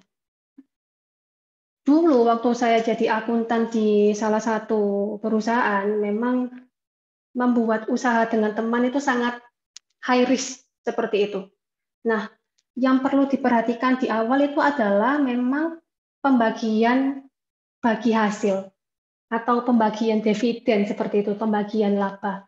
Ini harus di-clear-kan sejak awal, karena kalau memang ini tidak dibahas, itu akan bisa menimbulkan kericuhan di dalam bisnis itu. Bahkan bisa-bisa bisnisnya bubar. Karena saya nggak sekali dua kali dengar pengalaman teman-teman mantan bos saya, itu juga karena ini. Karena soal pembagian laba, kemudian jadi ketentuan untuk berapa persen, ini kemudian berapa persen, itu tidak dibahas sejak awal, itu akhirnya itu tadi, memporak-porandakan bisnis itu sendiri. Jadi menurut saya memang benar, hal yang perlu diperhatikan di awal itu adalah sistem bagi hasilnya, seperti itu. Jadi masing-masing, setiap pendiri ini punya porsinya sesuai dengan tupoksinya masing-masing. Karena terkadang itu ego pendiri itu kayak gini, ya ini kan usaha yang saya dirikan, jadi saya juga harus punya porsi yang besar dong. Seperti itu. Padahal juga nggak harus kayak gitu sebenarnya. Ini udah benar sih. Harus memperhatikan sistem bagi hasil ya, sistem keuntungan. Semoga bisa menjawab ya. Baik. Dan ini ada pertanyaan lagi. Bagaimana pemula yang baru memulai UMKM bersaing di marketplace, sedangkan di marketplace banyak distributor-distributor besar? Oke. Tips yang pertama, kalau menurut saya, pasang iklan, meskipun nggak banyak, tapi itu berpengaruh loh ke usahanya kalian. Itu sih. Karena dulu kan waktu saya bekerja di Dusdukduk itu, kita kan memang nggak pernah pakai iklan sama sekali. Kita nggak pernah jualan di marketplace seperti itu. Nah, ini pengalaman dari bos saya ya. Jadi bos saya sama saya tuh sering diskusi soal ini. Mbak, kira-kira gimana ya caranya biar penjualan kita tuh bisa meningkat seperti itu. Nah, akhirnya coba-cobalah. Kita coba iklan ya. Waktu itu di Shopee. Saya coba top up 50.000 aja deh, kira-kira berapa sih gitu. Akhirnya bisa meningkatkan traction berapa persen gitu kan. Dan ternyata efektif. Meskipun hanya top up biaya iklan waktu itu Rp50.000. Jadi menurut saya memang yang penting untuk ini, untuk bersaing dengan marketplace yang besar itu, yaitu menunjukkan bisnis kalian di marketplace tersebut dengan cara beriklan. Itu mengapa biasanya biaya marketing itu termasuk biaya yang paling besar di usaha. Itu sih. Semoga bisa menjawab ya.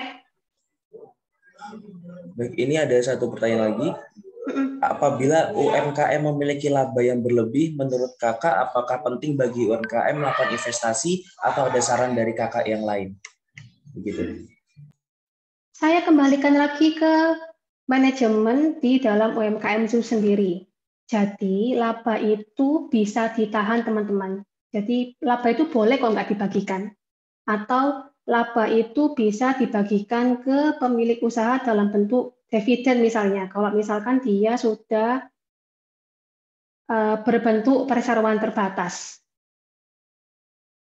Seperti itu. Nah, biasanya ketika kita laba itu kita harus pastikan nih uang yang akan kita uang yang akan kita gunakan untuk misalkan yang kita bagikan ke pemilik usaha atau yang akan kita gunakan ke aktivitas investasi itu ada uangnya atau tidak. Karena terkadang biasanya terjadi laba, tapi cash-nya ini nggak ada.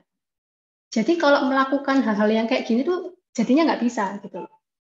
Jadi menurut saya acuannya itu adalah selain berpatok pada laba, kalian juga harus memperhatikan arus kasnya juga sih, kira-kira.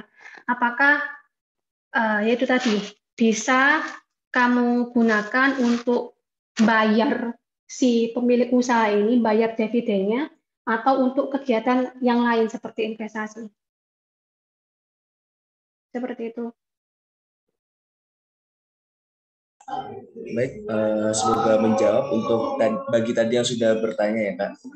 Dan sekali lagi saya tanyakan apakah dari para peserta webinar ada yang ingin bertanya lagi?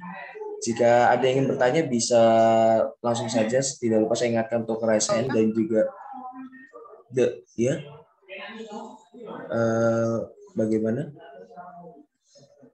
Oh, berarti bukan. Saya ulangi lagi, bagi yang ingin bertanya bisa raise hand dan juga mengaktifkan kamera atau mikrofonnya. Dan bagi yang berhalangan bisa chat melalui Slido yang ada di share screen di layar masing-masing atau mungkin melalui kolom chat Zoom juga bisa seperti itu. Dan jika memang sudah tidak ada yang ingin bertanya lagi, nanti mungkin bisa tanya di belakang ya Kak, mungkin melalui Boleh. Sosial medianya Kak Andini gitu kan ya. Iya, silakan. Ya, betul sekali. Dan mungkin saya akhiri cukup sekian sesi tanya jawab pada malam hari ini.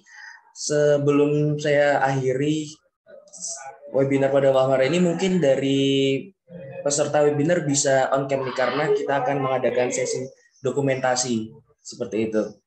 Dimohon kepada para peserta webinar untuk on kamera agar bisa di screenshot oleh panitia atau oleh operator seperti itu. Dan dimohon untuk operator membantu dalam hal dokumentasi seperti itu. Baik. Saya ingatkan sekali lagi untuk pada para peserta webinar agar bisa on kamera karena masih banyak yang belum on kamera ini di sini. Oke, baik. Jika memang tidak bisa karena jaringan bermasalah, tidak apa-apa. Tetapi untuk yang bisa silakan langsung on kamera seperti itu. Dan untuk link absensinya setelah ini akan dibagikan di kolom chat Zoom. Dan untuk para peserta webinar bisa langsung saja mengisi link absensi tersebut. Dan untuk operator, silakan. Halo? Halo, iya. Ini ada 5 slide, aku mulai dari yang pertama ya. 1, 2, 3. Oke, slide kedua. Bisa dimohon on cam. Oke, 1, 2, 3. Slide ketiga bisa on cam. 1, 2, 3. Slide keempat bisa on cam. 1, 2, 3. Slide terakhir bisa on cam.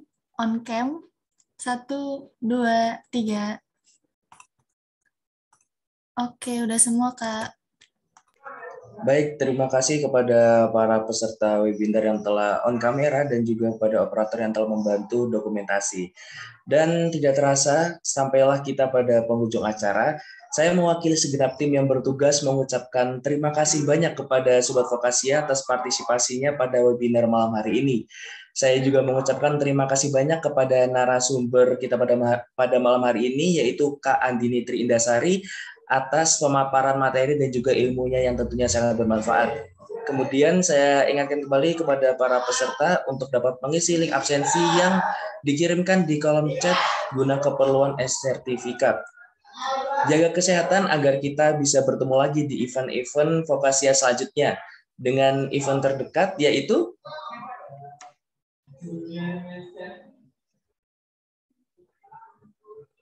dengan info terdekat yaitu mini bootcamp pada tanggal 4 Juni 2022 bertemakan jurus jitu meledakkan penjualan melalui content writing.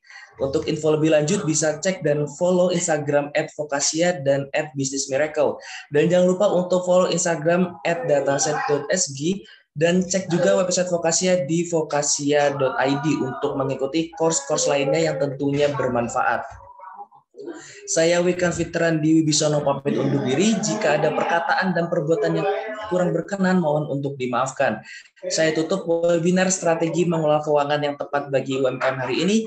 Terima kasih banyak. Wassalamualaikum warahmatullahi wabarakatuh. See you on the next event, Sobat Vokasia. Selamat malam.